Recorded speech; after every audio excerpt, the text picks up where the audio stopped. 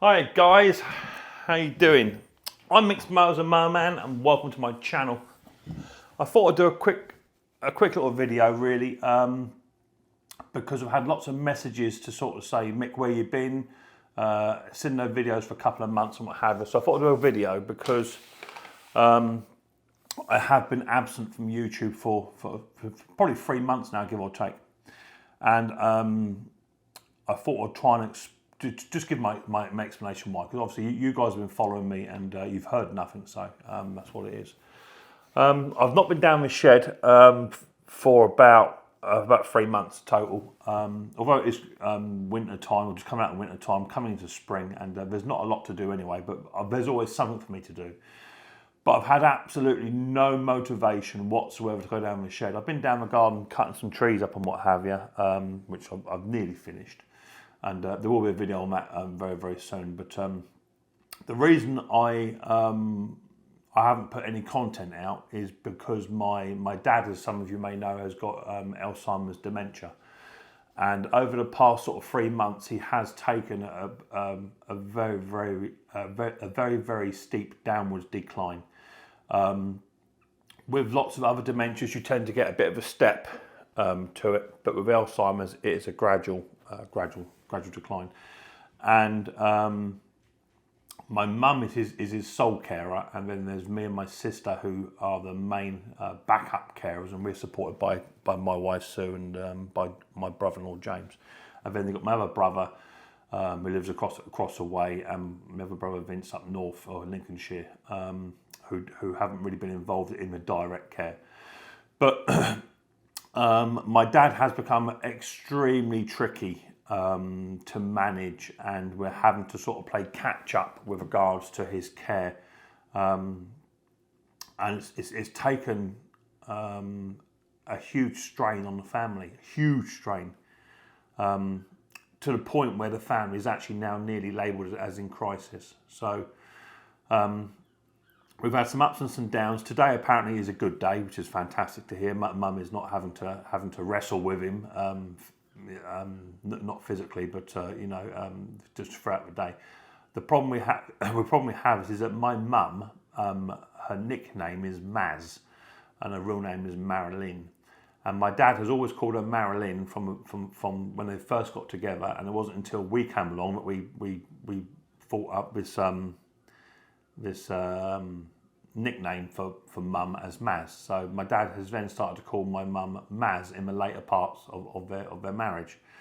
But that has also caused a problem, because my dad one day will be looking for Maz and Marilyn will be there, and then another day he'll be looking for Marilyn and Maz will be there. So he thinks Marilyn and Maz are two different people, so that's our own fault. But it's been really tricky, and he gets very upset and very, very agitated when he's looking for the other partner. So we get a lot of problems where we're dealing with the dementia and the no reasoning with. That's where we are. Apart from that, we've had to do lots of house adjustments for Dad because of a dementia, and it's not until your family is actually hit with this dementia you actually look into it and try to understand some of it. So like a simple thing, my dad has had a few toileting issues.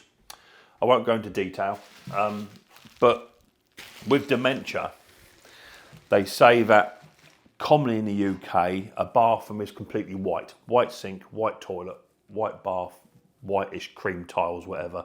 However you want it. Typically they're the same.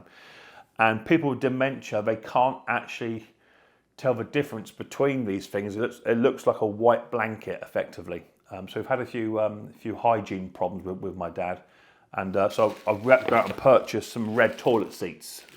That's just so he can actually go into a bathroom and he will be able to spot the toilet. And since I fitted one upstairs, we've not had no issues. But it's just for little things like that, where Mum is jumping into the carer side of things rather than being a wife. She's actually a carer now.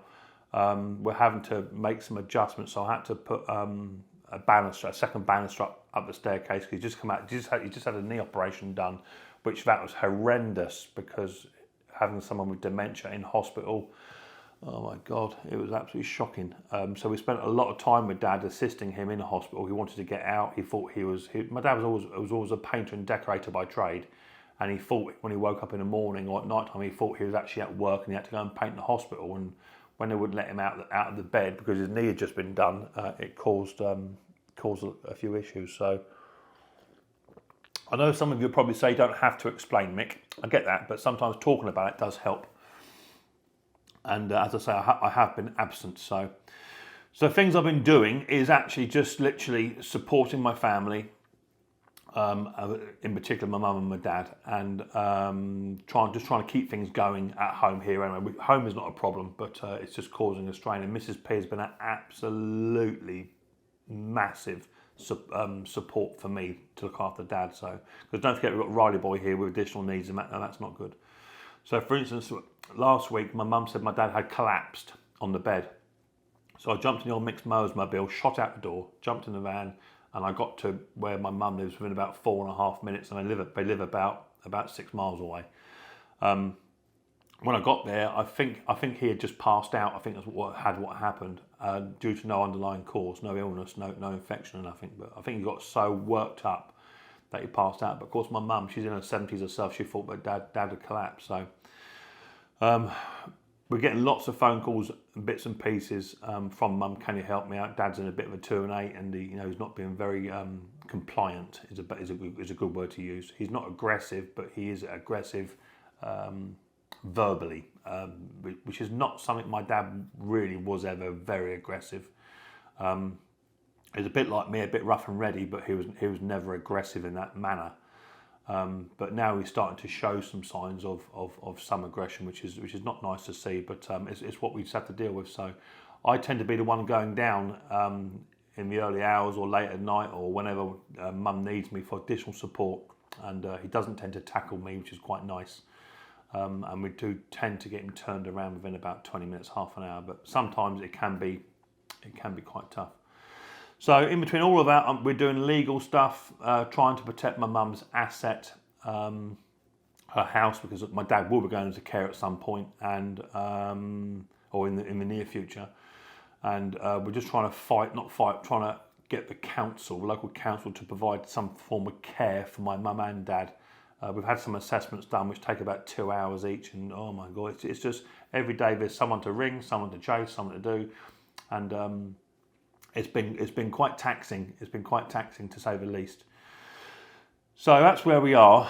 Today, apparently, my sister just texted me to say Dad's on a good day. So they're having a good day. I've got mum, my sister coming around later on today with my brother-in-law, because we just signed over the lasting power of attorney for my mum. In the event she loses capacity, because these sort of things you don't realise until something like this happens. You have to start to think about the end process. So my mum, my dad was always my dad's. My mum always had Dad as his as her last of kin. But of course now Dad doesn't have capacity. He can't do that. So we've had to transfer last of kinship to me for my mum, which means if my mum does go before my dad. I know it sounds morbid, but you have to look at these things because there's a massive stress being put onto a family. We suggested it'd be a good idea to have lasting power of attorney on my mum. That way we can control her finances and bits and pieces in the event she passes or loses capacity herself. So we've had that done. We've already got lasting power of attorney on Dad anyway. Have done for quite a few years because we sort of saw it coming. And then, of course, because of that sort of change, the will might have to change and all that sort of stuff. So yeah, it's been lots of forms going off to the government to sort of put things in place for both Mum and Dad, and to protect them and their asset. Because we all know once someone goes into care, generally the government they will come for your house or your parents' house, and it's something they've worked very long and hard for. They don't want to lose that. Although if that's where the money has to go to pay for their care, then that's what it is. But if we can protect the asset, because Dad will have to go into a home very soon, we want to protect the asset for Mum so that she's got something later on in life. She's quite healthy at the moment, so yeah, it's been bloody uphill, guys. I'm not going to lie to you. It's been uphill, and there's been times where I've broken down and had enough, and it's been tough to say this. It is taking its toll. But anyway, that's the reason why I've not been here. So if any of you guys and girls have dementia in your family, I get it. And if you don't, then you're very lucky. But you may have other problems. Okay, I'm not just going to dismiss it, but this is something else, because this takes the person's identity. That's what it does. It takes their identity. And my dad has always been big on family and what have you. But that's your WhatsApp group. 2 seconds. Mrs. P's on the phone. So that's Mrs. P on the phone. So dementia just robs the person and the family of identity, memories, and everything that you've done as a family. One other thing it does cause a lot of stress. Now, I'm not one to have stress. Never have been. Apart from when we had issues with Riley when he was very, very young and we had to change our lifestyle. I've never ever been stressed, but just recently I'm getting headaches. I'm getting pressure in the head, and short-tempered and things like that. So yeah, I am stressed at the moment. I don't want to go no medication for it. I don't believe in that sort of stuff for medication. But I do have a full medical coming with who I work with, Network Rail.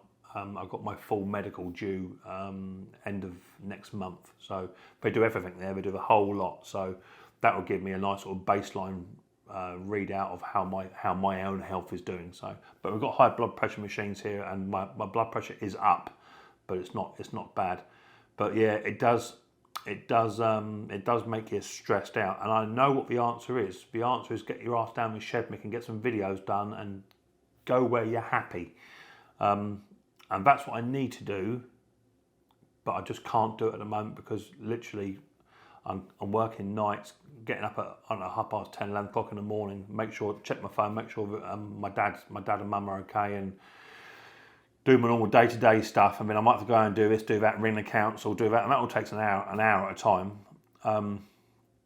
It's been a bit full on, so I haven't had the chance just to go down the shed and just go, do you know what? I can sit down here all day long with me Alexa running or what have you and just do my own thing. It's just not happened. But I think that is my answer. I need to get down the shed. I need to get some videos out because I like doing YouTube. I've been doing it for nearly 5 years now. It's been a fantastic journey. But yeah, Micks Mowers is struggling. But that's what it is. We need to get over this hurdle. Once all legal stuff is done, I believe, then the care side is all that's left to do. But I've been stressed out because I've been trying to protect this asset for mum, as I say. And yeah, we should have done it years ago, but my mum and dad are of a different generation where they're not having my house, I paid for it, and rah. And unfortunately, it doesn't work like that. And you can't make someone do something like that. So I can only go over their wishes, but now we've got power of attorney on dad, and he's lost capacity. We now only have mum to try and convince that this is the best thing to do. So we're looking at doing certain things. There are certain avenues we can do to protect the asset for mum, and hopefully we can protect the asset. And if we can, then that's her sitting pretty, and the power of attorney stuff just runs alongside. But yeah, it's been tough, guys, and I've struggled. That's the truth. So I've got lots of friends around me. I've been a bit quiet on a WhatsApp group, just haven't had the time or the inkling to sort of divulge in conversation, fun and laughter, because it's just, at the moment, it's just not a fun time. So I'll do a video of this today. We nearly finished the front room. Unfortunately, there's been a bit of a hiccup, but I'll do a video on that in a minute, and then that'll be your second video of the day. Now, this video's gone on for about 10 minutes or so. So I shan't ramble on too much, but that is why I've not been present on YouTube, guys. It is purely because of my dad, and my dad, as I'd expect anyone, my dad would always come first.